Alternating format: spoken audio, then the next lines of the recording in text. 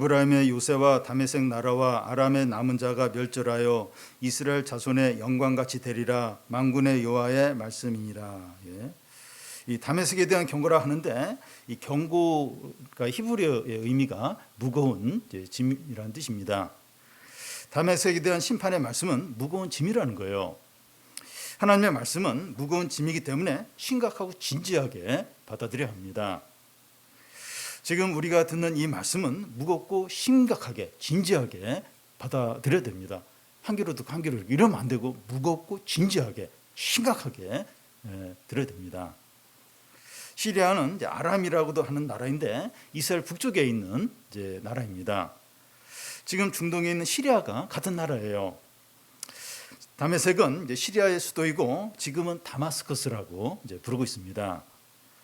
다메섹에 대한 경고라고 하는데 시리아의 수도가 다메섹이니까 시리아에 대한 경고의 말씀인 거죠. 다메섹에 대한 이제 경고가 이제 무엇인가 하면 이 다메섹이 장차 성읍을 이루지 못하고 무너진 무더기가 된다는 겁니다. 여기 아로엘의 성읍들이라고 하는데 이 아로엘은 시리아의 한 성읍으로 보입니다. 이 아로엘의 성읍들이 버림을 받아서 양무리들이 풀을 뜯고 눕는 곳이 된다는 거예요. 그러니까 여기 양들이 눕는 곳이 된다고 하는 것은 사람들이 거의 왕래를 하지 않으니까 그냥 양들이 편안하게 그렇게 그 풀을 뜯는 그런 한적한 곳이 이제 된다는 거죠. 칭기스칸이 세운 몽골 제국이 한창 이제 정복 사업을 벌일 때 끝까지 저항하는 나라는 이제 그 나라를 함락시킨 후에 성과 집들을 완전히 초토화시켜서 이제 풀밭이 되게 하게 이제 하는 식으로 그렇게 했습니다. 또 자기들이 이제 양들을 이제 말들을 많이 하니까 그냥 풀밭이 되도록 그렇게 이제 만들었습니다. 이 성읍이 있는 곳인데 양들이 이제 풀을 뜯는 곳이 되게 하겠다는 거 이런 완전히 도시였는데 그냥 한적한 풀밭 완전히 황폐화시키게 했다는 거죠. 다메섹 곧 시리아가 언제 이렇게 망하게 되는가 하면 주전 722년 아수르에 망하게 돼요. 그리고 아수르의 한 주로 편입이 됩니다.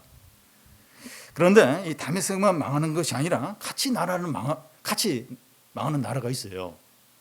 3절에 보면 에브라임의 요새와 다메섹 나라와 아람의 남은 자가 멸절한다고 되어 있는데, 이 에브라임은 북이스라엘 지파 중에서 가장 큰 지파로 이게 북이스라엘을 이제 대표합니다.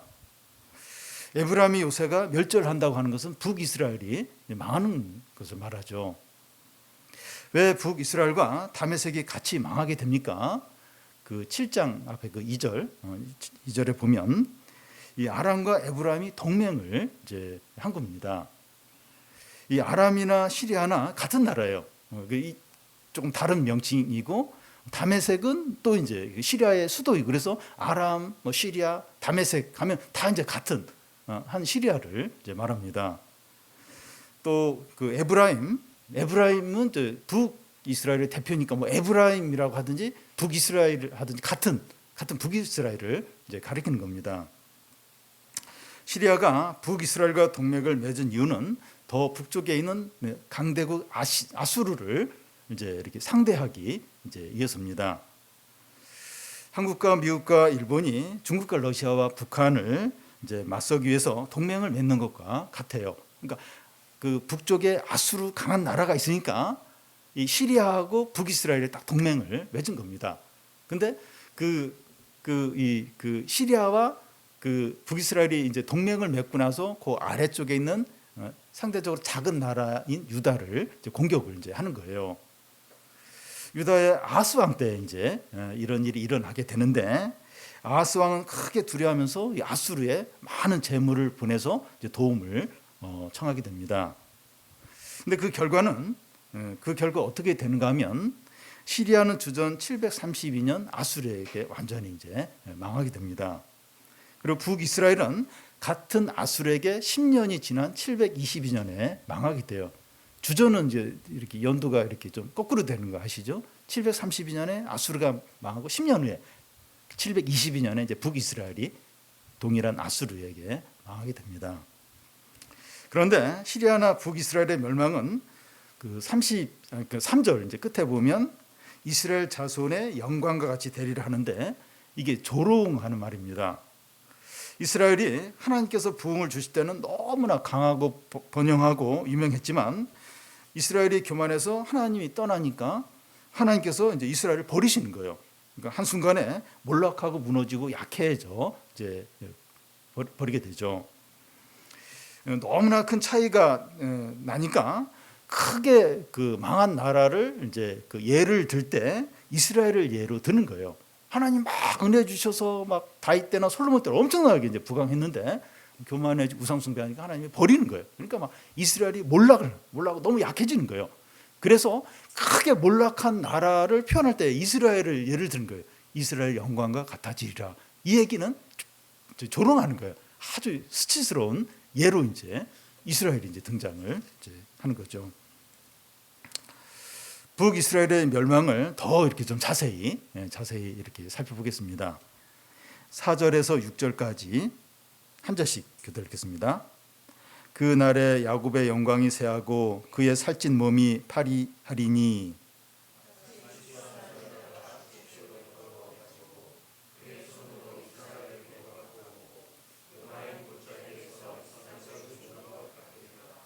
그러나 그 안에 죽을 것이 나물이니 감람나무를 흔들 때 가장 높은 가지 꼭대기에 과일 두세 개가 나문 같겠고 무성한 나무의 가장 먼 가지에 네다섯 개가 나문 같으리라.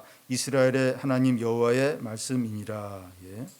그날에 하는 것은 북이스라엘이 멸망하는 날을 말합니다. 이스라엘이 어느 정도까지 비참하게 망하는가 몇 가지 이제 예를 들고 있습니다. 첫 번째는 사람이 야인 것을 이제 말해요. 아프지 않을 때는 살도 쪘고 체격이 좋았는데 오랫동안 병원 생활을 하고 이제 죽을 때가 가까이 오니까 살이 쫙 빠지는 겁니다. 가족들은 그런 모습을 보면서 너무나 마음 아파하죠. 아프기 전의 모습과 현재의 모습이 이제 비교가 되면서 마음이 너무나도 아픕니다. 이스라엘이 뼈만 남은 너무나 야인 그런 상태가 된다는 겁니다. 슬프고 절망이고 비참함이죠. 이 두 번째는 추수할 때 이삭을 이제 준다는 겁니다. 보통 추수할 때는 낫으로 곡식을 베게 돼요. 그런데 추수할 곡식이 너무 없어서 낫이 필요가 없고 손으로 그냥 이삭을 뜯을 정도라는 겁니다. 5절 중간에 느바임 골짜기가 나오는데 이스라엘 남동쪽에 있는 비옥한 이제 평야 지역을 가리키는데 예전 같으면 많은 곡식을 이제 수확하는 곳이니까 그런 곳이었는데 이삭을 그냥 주울 정도라는 거예요. 너무 곡식이 없어서 이삭을 이제 죽는다는 겁니다. 왜 그런가 하면 아수르나 강대국이 싹 다 빼앗아 가서 그냥 빼앗아 가고 아무도 없으니까 그냥 그 비옥한 평원 지역에서 이삭을 그냥 주울 정도로 너무나 가난해진 거예요. 너무나도 궁핍해진 겁니다. 세 번째는 이 과일나무에 열매가 거의 없다는 거예요. 감람나무의 높은 가지 꼭대기에 과일 두세 개만 남은 것과 같고 무성한 나무의 가장 먼 가지에 네다섯 개 열매만 남아 있는 것과 같다는 겁니다. 다 빼앗아가요. 다 강대국 아수르 가서 다 빼앗아가 남은 게 그냥 저 꼭대기에 있는 몇 개 열매 몇 개 그것만 이제 달랑 남았다는 겁니다. 북이스라엘 이렇게 이제 몰락을 하는 거예요. 이렇게 철저하게 망하는 겁니다. 우리는 재산이나 어떤 자리나 건강이나 인기나 안정이 언제까지나 소유하고 자기 것으로 이제 생각하면서 의지하기가 쉽습니다. 그런데 이런 것들은 언제든지 줄어들 수 있고 사라질 수 있고 다른 사람에게 넘어갈 수 있다는 거예요.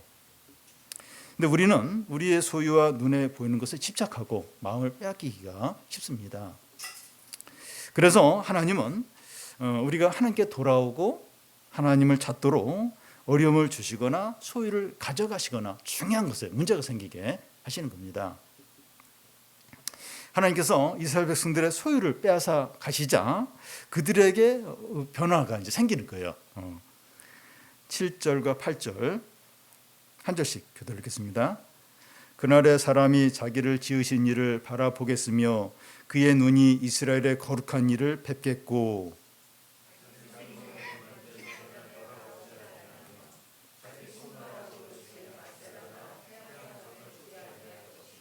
네. 그날에 하는 것은 이스라엘이 이제 망하는 날을 가리킵니다. 그들의 소유와 안정과 자리가 사라지자 그들이 바라보는 게 달라집니다. 자기를 지으신 이를 바라보고 자기 손으로 만든 재단을 바라보지 않는다는 거예요. 망하기 전에는 자기 손으로 지은 것들이 우상들을 바라봤어요. 이 우상들이라고 하는 것은 자기의 욕심의 표현이고 자기가 통제하고 마음대로 할 수 있는 것을 가리킵니다. 자기 마음에 있는 걸 다 표현한 거죠. 자기가 좌지우지할 수 있고 자기 마음대로 할 수 있는 어떤 그런 거죠. 평안하고 잘 될 때는 아세라와 이 태양상 같은 우상들을 섬겼는데 재난이 닥치니까 이런 것들이 아무런 도움이 되지 않는 거예요. 당연하죠. 자기 손과 손가락으로 만들었다고 하는 것은 자기의 능력과 지혜로 만들었다는 것인데 자기보다 열등한 것이죠. 그러니까 뭐 핸드폰이나 AI나 여러 가지 다 사람이 만들고 사람의 어떤 지혜와 능력에서 나온 거죠. 그러니까 사람보다 훨씬 더 열등하죠. 그러니까 뭐 워낙 잘 만들어가지고 막 이렇게 뭐 AI냐 뭐 사람이 더 뭐 이렇게 뛰어나냐 뭐 그런 얘기가 나오고 그런데 아무리 잘 만들어도 사람이 만들었기 때문에 사람보다는 열등하죠. 근데 그동안 이스라엘 백성들은 자기보다 열등한 것을 섬겼어요. 그런 걸 섬겼습니다. 그런데 하나님께서 이스라엘을 망하게 하시자 그들이 더 이상 자기 손으로 만든 것들을 섬기는 것이 아니라 자기를 지으신 이를 바라보고 이스라엘의 거룩한 일을 예배한다는 겁니다. 그 전까지는 자기가 손으로 만들고 자기가 마음대로 할 수 있는 그런 걸 막 섬겼어요. 왜냐하면 자기가 좌지우지할 수 있으니까 자기 마음대로 해도 되니까 그렇게 하다가 하나님 망하게 하니까 뭐 이렇게 재물이나 재산이나 걸 싹 가져가 버리니까 이제는 자기를 지으신 하나님을 바라보는 거예요. 그 거룩하신 일을 그때서야 예배를 하는 겁니다. 하나님 백성에게 고난과 어려움이 필요한 이유가 여기에 있습니다. 내가 만든 것을 섬기는 것이 아니라 나를 만드신 분을 섬기는 것으로 돌아오는 거예요. 사람이 얼마나 어리석은지 몰라요. 그러니까 평안할 때는 자기가 마음대로 할 수 있는 거, 자기가 이렇게 자기보다 훨씬 못한 거, 그걸 섬기고 그걸 의지해요. 왜냐하면 그래야 자기가 마음대로 할 수 있으니까. 근데 진짜 큰 어려움이 닥치고 자기가 소유한 걸 싹 이렇게 빼앗기면 그때부터 자기를 만드신 분, 거룩하신 분을 찾는 거예요. 거룩하신 그분에게 돌아오는 겁니다. 여러분, 나를 만드신 거룩한 그 하나님 딱 한 분이죠. 이 한 분만 섬기고 예배하고 사랑하고 의지하고 순종해야 되죠. 이 한 분, 나를 만드신 분, 그분만을 이제 사랑해야 되죠. 그분만 예배를 해야 되죠. 거룩한 하나님 외의 모든 것은 피조물입니다. 그 피조물이든지 아니면 사람이 만든 것이든지 눈에 보이는 그런 것들, 그게 어떤 것, 그게 무엇이든지 거룩하신 하나님보다 더 우선하거나 높이거나 의지하면 안 되죠. 나를 만드신 그분, 거룩한 분, 그분만 이제 사랑하고 의지해야지. 그분 외에 그게 뭐가 됐든지 하나님보다 더 이렇게 대단하게 여기거나 우선하거나 사랑하면 안 되는 거죠. 그 다 자기 손으로 만든 거예요. 자기 손가락으로 만든 거예요. 자기보다 열등해, 사람보다 열등한 거. 그걸 막 사랑하고 의지하고 그러면 안 되는 거예요. 그게 뭐 돈이 됐든지 사적인 지위가 됐든지 뭐 인기가 됐든지 다 그거죠. 다 이렇게 사람보다 못한 거죠. 그걸 더 이렇게 더 사랑하고 그러면 안 되는 거죠. 그런데 이스라엘 백성이 자기를 지으신 거룩한 하나님이 아니라 자기 손으로 만든 우상을 섬겼을 때 어떻게 됩니까? 9절을 우리 같이 한번 읽겠습니다. 그날에 그 견고한 성읍들이 옛적의 이스라엘 자손 앞에서 버림받은 숲을 속의 처소와 작은 산 꼭대기의 처소 같아서 황폐하리니. 이 견고한 성읍들이 옛적의 이스라엘 자손 앞에서 버림받은 숲을 속의 처소와 작은 산 꼭대기의 처소와 같이 이제 황폐화된다고 하는데 이것이 이제 어디를 말하는가 하면 여호수아 때 그 여호수아서에 보면 여호수아가 이스라엘 백성들을 데리고 가나안에 이제 들어와서 우상 숭배와 죄악에 깊이 빠져 있는 가나안 족들을 쳐서 그들의 처소와 우상 숭배 장소를 황폐화시킨 것을 말합니다. 그런데 그날에 곧 하나님이 이스라엘 백성을 쳐서 망하게 하시는 날에 이스라엘 백성들에게 동일하게 그렇게 행하신다는 거예요. 여호수아의 칼에 가나안 족속들이 당한 것과 똑같은 일을 이스라엘 백성들이 당하게 하신다는 거예요. 그러니까 여호수아 때 이제 이스라엘 백성들이 가나안에 들어와서 우상 숭배하고 막 그 가나안 족속들을 다 철저하게 황폐화시켰어요.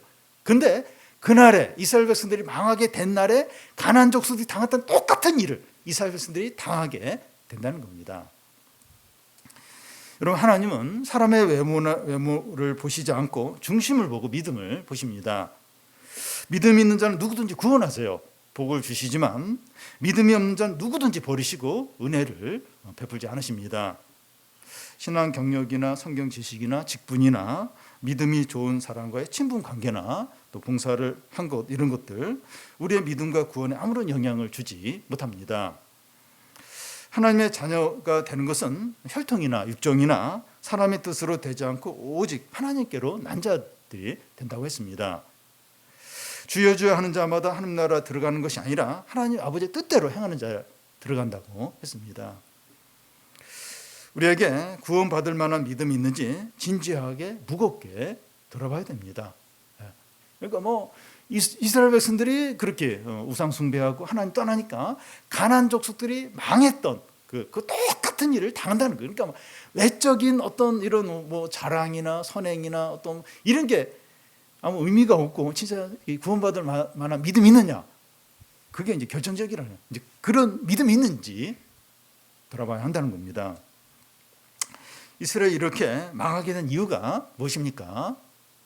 10절 상반절을 보면 이는 내가 내 구원의 하나님을 잊어버리고 내 능력의 반석을 마음에 두지 아니한 까닭이라. 하나님은 구원의 하나님이시고 능력의 반석이십니다. 유다와 아하스는 아람과 북이스라엘이 동맹을 맺고 이제 쳐들어오니까 많은 재물을 아수르에 보내서 도움을 청했습니다. 그런데 유다는 얼마 있지 않아서 아수르의 공격을 받아서 망하기 직전까지 갑니다. 그러니까 위기를 맞아가지고 아수르의 도움을 청했어요. 근데 그 아수르의 유다가 거의 망할 직전까지 다 빼앗기고 직전까지 이제 갑니다. 북이스라엘도 이 아수르의 위협을 받자 아람과 동맹을 맺으며 위기를 피하려고 했어요. 그런데 그 결과 아수르에게 이 북이스라엘도 망했습니다. 722년 망했습니다. 현실에서 어려움과 위기가 닥쳤을 때 현금이나 힘 있는 사람이나 눈에 보이는 것을 의지하지 하나님을 의지하는 게 쉽지 않아요. 그러니까 진짜로 어려워요. 현실 가운데서 이렇게 하나님을 의지하는 게 절대 쉽지 않습니다. 눈앞의 어려움을 현실로 여기지 하나님을 현실로 여기기가 쉽지가 않아요. 하나님이 현실적으로 안 여겨진 거예요. 어려움이 현실로 여겨지지. 그러니까 하나님을 의지하는 게 말같이 쉽지가 않습니다. 그런데 하나님이야말로 진정한 현실입니다. 이게 이제 믿음이죠. 하나님이야말로 진정한 이제 현실입니다. 그것도 우리를 위한 진정한 현실이라는 거예요. 우리를 위한, 나를 위한 진정한 현실이라는 겁니다. 하나님의 백성이 우리 그 성경 구절에도 똑같이 나오는데 어떻게 하나님을 표현하는가 하면 너의 구원의 하나님이고 너의 능력의 반석이라는 거예요. 너의 구원의 하나님이고 너의 능력의 반석이라는 거예요. 우리를 위한 현실에, 진정한 현실에 현실적인 하나님이시라는 겁니다.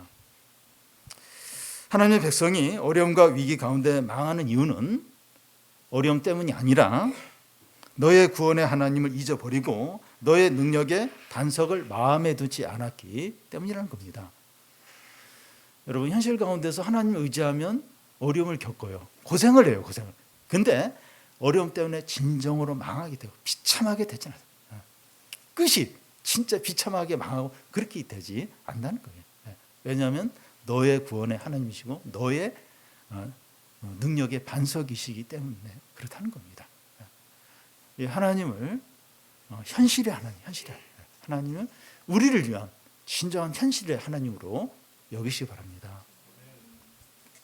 이스라엘 백성이 능력의 반석이시고 구원의 하나님을 잊어버리고 열심히 한 게 뭡니까? 하나님을 그 구원의 하나님, 능력의 반석으로 여기지 않으니까 결국 이제 열심히 어디에 뭘 열심히 하게 됩니까?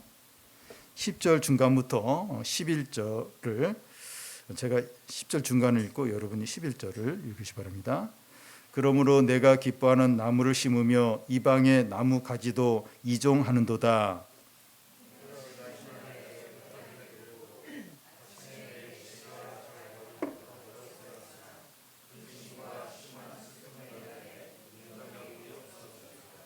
네, 이 말씀을 그 메시지 성경으로 제가 다시 한번 읽어보겠습니다. 내가 아무리 종교에 열심을 낸다 하더라도 내 풍요의 신들을 구슬려 뜻대로 하게 하려고 온갖 종류의 관목과 목초와 나무들을 심고 그것들을 잘 가꾸어 싹과 봉우리와 꽃들을 활짝 피운다 하더라도 내게는 아무 수확이 없을 것이다. 거둬들이는 것이라고는 그저 비통과 고통과 끝없는 고통뿐일 것이다. 이 풍요의 이방 종교 의식도 행하고 열심히 씨를 뿌리고 돌보고 해서 많은 수확을 기대했는데 열매가 없는 겁니다. 수확하는 것은 슬픔과 고통과 근심뿐이라는 겁니다. 잘 하려고 막 이방 종교들이 대부분 풍요의 시니까 막 그 끌어들여서 종교 의식하고 또 열심히 일해요. 열심히 씨도 뿌리고 막 돌보고 막 이렇게 해서 뭐 잘 될 것 같았어요. 막 좀 꽃도 피고 뭔가 잘 될 것 같은데 한순간 다 날아가 버려요. 그래서 슬픔과 고통과 비통만 거두게 된다는 겁니다.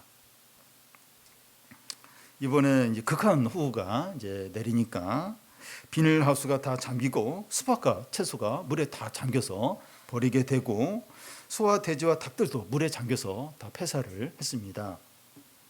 그런 재해를 당하는 분들이 그런 일을 당하지 않는 분들보다 뭐 죄를 졌다 이런 의미가 아니라 농사 일이든지 무슨 일이든지 사람의 생각대로 안 되는 거예요. 안 됩니다. 특히 하나님의 백성이 구원의 하나님이시고 능력의 반석을 잊어버리고 자기가 열심히 일하고 온갖 수고를 다 한다 해도 열매가 없다는 겁니다. 하나님이 자기 백성에게 이렇게 하세요. 이렇게 하시는 이유는 미워해서라기보다 사랑하시기 때문에 그래요. 하나님 백성이 하나님 의지하지 않아요. 하나님 없이 그냥 다른 인간적인 막 열심히 하면 열매가 없어요. 하나님 고통만 당하게 하시는 거예요. 하나님 미워서 막 그러기보다는 사랑하시기 때문에 그렇게 하시는 겁니다. 만약에 하나님 없이 열심히 일했는데 잘 되면 어떻게 될까요? 잘 되면 하나님께 안 돌아오죠. 더 하나님으로부터 멀리 이제 갈 겁니다. 그런데 하나님 없이 했는데 잘 안 되니까 하나님을 찾고 돌아오게 되는 거죠. 아, 이러면 안 되는구나 하면서 회개하면서 돌아오게 되죠. 하나님께서 그의 백성들에게 어려움을 주시는 이유는 망하도록 하기 위해서가 아니라 겸손하고 거룩하게 되고 믿음을 회복하고 하나님의 뜻이 이루어지도록 하기 위해서 그렇게 하십니다. 어제 그 이길재 김정아 집사님하고 이렇게 교제를 좀 했는데요. 그러면서 제가 들은 건데, 정아 집사님이 이제 그 이집트에 갔을 때 그 수단 여성들을 대상으로 이제 이렇게 선교를 하는 그 선교사님을 만났다고 해요. 그분이 하는 말이 이제 이렇게 그 몇 사람 이제 이렇게 수단 그 여성들을 이제 이렇게 개종을 시켰는데 그 수단에 내전이 일어나고 나서 이제 수단 사람들이 많이 이집트로 들어온 거예요. 그러면서 막 수단 여성들이 많이 개종을 했다는 겁니다. 이제 수단의 내전이 이제 이렇게 안정이 이제 그 종식이 되고 안정이 되면 이제 수단 사람들이 다시 돌아가게 되죠. 수단으로. 그러면 이제 그 이렇게 신앙을 가진 그 이제 수단 사람들, 그 여성들이 그곳에 가서 이제 복음을 전할 수 있게 되는 겁니다. 그동안 수단은 이제 너무 폐쇄적이어가지고 성소도 들어갈 수도 없고 막 그랬던 거예요. 근데 이번에 내전이 일어나면서 사람들이 막 거기서 나오고 그러면서 이제 복음을 들을 기회가 되고 그러면서 이제 수단에 이제 복음이 전해지는 이제 길이 이제 열리게 되는 겁니다. 히바 가정이 막 그 목숨 걸고 탈출하면서 왜 이런 일이 일어났을까? 그리고 막 가전 도구 뭐 다 거기 놓고 오고 막 너무 이제 마음이 이제 힘들고 그랬는데 그 얘기를 이제 그 김정아 집사님이 딱 그 얘기를 들으면서 싹 이해가 되더 예. 참 하나님 하신 일이 이런 식으로 일을 하시는구나. 참 그걸 좀 깨닫게 되는데요. 하나님은 하나님의 뜻을 이루고 영적인 유익을 위해서 이제 재난을 이제 허락을 하신 거죠. 그동안 자기 손으로 만든 것을 바라보았는데 이제는 이 자기를 지으신 거룩한 하나님을 바라보고 지금까지 자기 능력과 지혜를 의지했는데 이제는 구원의 하나님 능력의 반석을 의지하도록 하기 위해서입니다. 그래서 이 성도에게 고난과 어려움과 위기는 하나님의 뜻이 이루어지고 거룩하게 되고 믿음이 성장하는 기회라는 겁니다. 마지막으로 열방을 꾸짖으시는 하나님이십니다. 열방이 몰려오는데 어떻게 표현을 합니까? 12절부터 13절 중간까지 교대로 읽겠습니다. 슬프다 많은 민족이 소동하였으되 바다 파도가 치는 소리같이 그들이 소동하였고 열방이 충돌하였으되 큰 물이 몰려옴 같이 그들도 충돌하였도다. 여기까지만. 여기서 열방은 아수르나 바벨론을 말하는데 한 나라인데 왜 열방이라고 하는가 하면 아수르나 바벨론은 많은 나라를 정복해서 그러니까 많은 나라가 연합된 그런 이제 나라 형태이기 때문입니다. 아수르나 바벨론이 몰려오는데 바다 파도 치는 소리와 같고 큰 물이 몰려오는 것과 같다는 겁니다. 이번에 중국이 이제 큰 비로 지금 난리가 났는데 큰 물이 막 몰려오니까 자동차가 둥둥 떠다녀요. 컨테이너도 둥둥 떠다니고 물품을 보관하는 창고에서 물품들이 막 물에 떠내려 이제 가는 그런 일이 있었습니다. 많은 물이 흘러가는 게 이렇게 무서워요. 이렇게 엄청나고 무섭습니다. 아수르 군대나 바벨론 군대나 징기스칸의 몽골 군대나 알렉산더 군대가 큰 물처럼 이제 몰려오면 당해낼 사람이 없어요. 이런 군대들이 전성기 때는 패배가 없습니다. 그냥 가는 데마다 이기고 다 그냥 나라들이 무너졌죠. 그런데 하나님은 이 바다 파도 치는 소리 같고 또 많은 물이 몰려오는 것 같은 그런 열방을 어떻게 하십니까?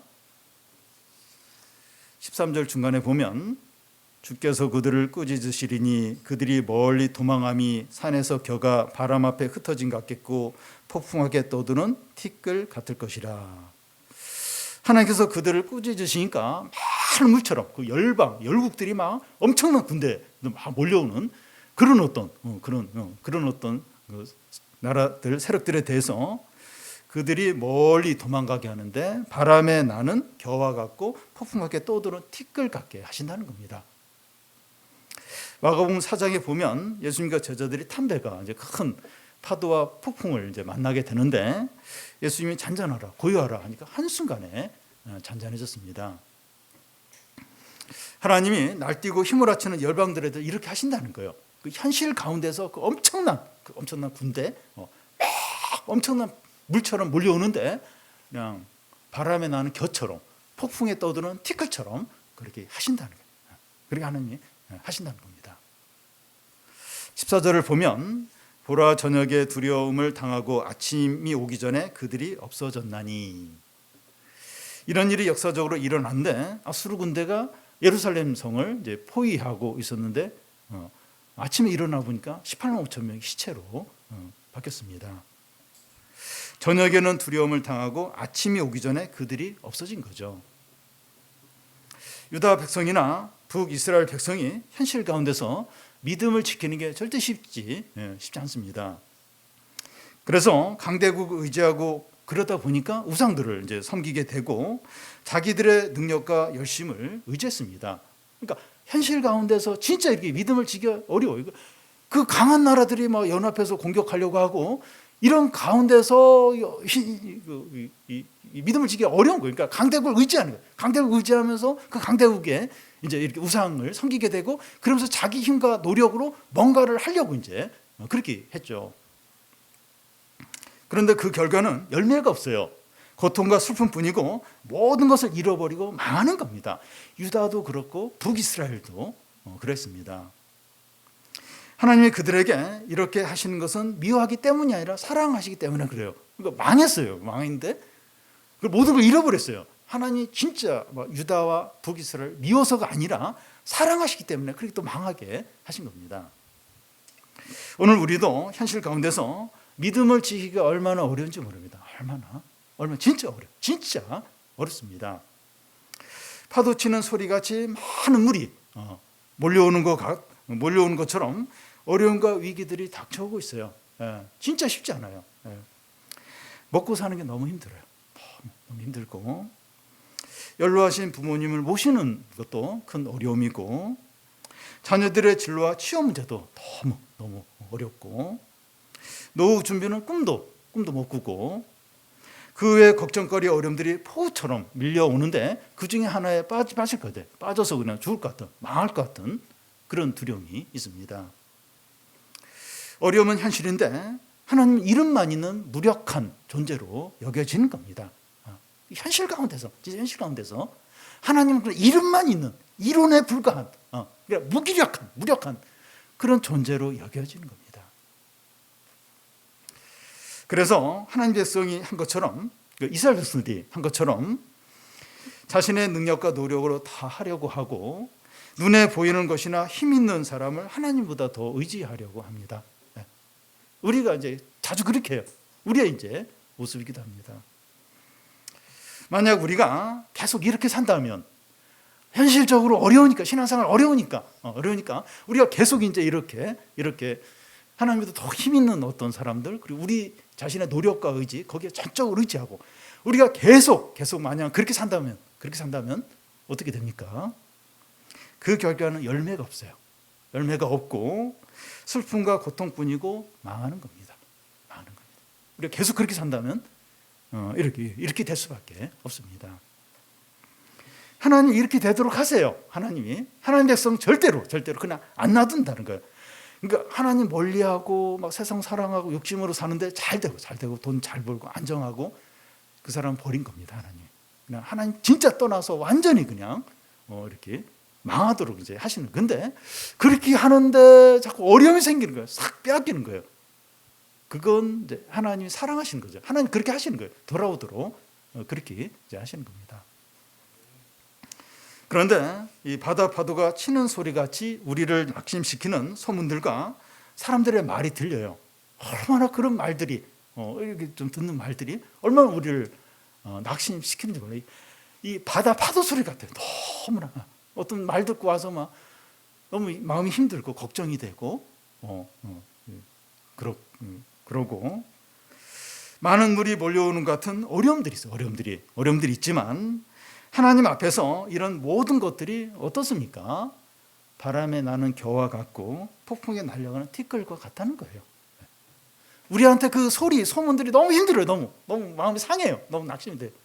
그리고 막 그 어려움들이 많은 물처럼 차도 떠내려가게 하고 컨테이너도 떠내려가게 하고 막 모든 걸 다 날려버릴 것 같은 그런 어려움들이 닥치는데, 하나님 앞에서 그런 게 어떠냐는 거예요.